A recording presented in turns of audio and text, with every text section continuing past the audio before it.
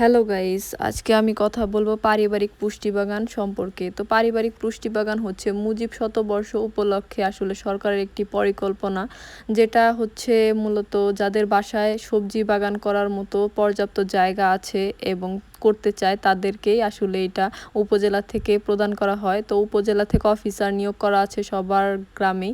তারা আসলে প্রথমে এসে জমিটা দেখে, তারপর তারা লিস্ট করে নিয়ে যায়। একটা সময় পর তাদের কাছ থেকে আসলে ইনফরমেশন আসে যে সবাইকে চারা দেওয়া হবে এবং সার সব কিছুই দেওয়া হবে। তখন আসলে বাসার থেকে লোকজন যেয়ে নিয়ে আসে। তো আমাদের বাসায়ও আসলে সেই সব দেওয়া হয়েছে, এখন বোনার পালা। এই সবজি বাগান করতে হলেও কিছু নিয়ম কানুন মেনে তারপর করতে হবে, যেমন কেল তৈরি করতে হবে, তারপর সেখানে সার দিতে হবে, নিয়ম মেনে সব কিছু করতে হবে। তো সেভাবে আমাদের বাসায় একজন লোককে বলা হয়েছে যে এই সব কাজ সে আগেও করেছে, তো তাকে দিয়ে আসলে কেল করা, তারপর সার দেওয়া, বীজ বোনা সব কিছুই করা হবে। এই কেলে বোনার সাথে সাথে আরও কিছু চারা বেঁচে যাবে। তো সেই হিসেবে আমার মা টবেও লাগাচ্ছিল, কারণ কেলে যদি নষ্ট হয়ে যায়, এখন তো বৃষ্টির দিন, তো এই টবে হলে সেখান থেকে আবার এনে এখানে বুনতে পারবে, সেজন্য। তো আমি এবং মা আমরা দুজন মিলেই আসলে টবের মধ্যে লাগাচ্ছিলাম কিছু চারা, আর বাকি সবগুলাই আসলে কেলের মধ্যে বোনা হবে। তো প্রথমে কেলের মধ্যে সার দিয়ে তারপর আবার মাটি কুপিয়ে নিচ্ছে কোদাল দিয়ে, তারপর সে আবার হাতে যে লাঙ্গল ব্যবহার করা হয় সেইটা দিয়ে আসলে মাটিগুলোকে আরো সুন্দর করে নিচ্ছে যাতে ফসল ভালো হয়। তারপর সে নেট টানিয়ে দিচ্ছে চারপাশে।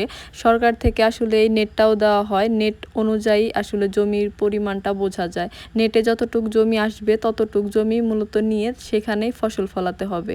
তো ফার্স্টে আসলে নেটের নিয়ে নিচ্ছিল, কারণ নেটটা দিয়ে দেখছিল চারপাশে জমির পরিমাণ ঠিক আছে কিনা। তারপর আমার মা আসলে দেখে দেখে কিছু চারাগুলো লাগাচ্ছিল, যেগুলো আসলে হাত দিয়ে বুনে দিতে হবে। আমাদের এলাকার অনেক লোকজনই এইগুলো আসলে এনেছে আমাদের উপজেলা থেকে। তো এটা একটা ভালো উদ্যোগ সবার জন্যই, কারণ অনেকের বাসায় এরকম পড়ে থাকে, অনেক সময় দেখা যায় তারা চাষাবাদ করে না, তো তাদের এটা দিলে হচ্ছে তাদের আগ্রহ আরও বেড়ে যায়।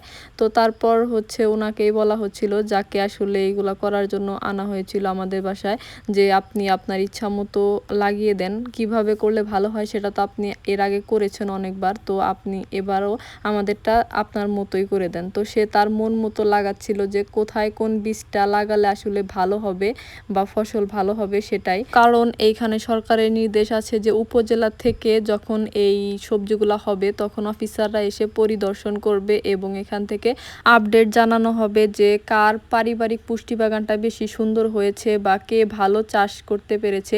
এর ওপরেও তারা আসলে মার্কিং করবে বা তারা আসলে আপডেট জানাবে যে কে আসলে ভালো ফলন ফলাতে পেরেছে।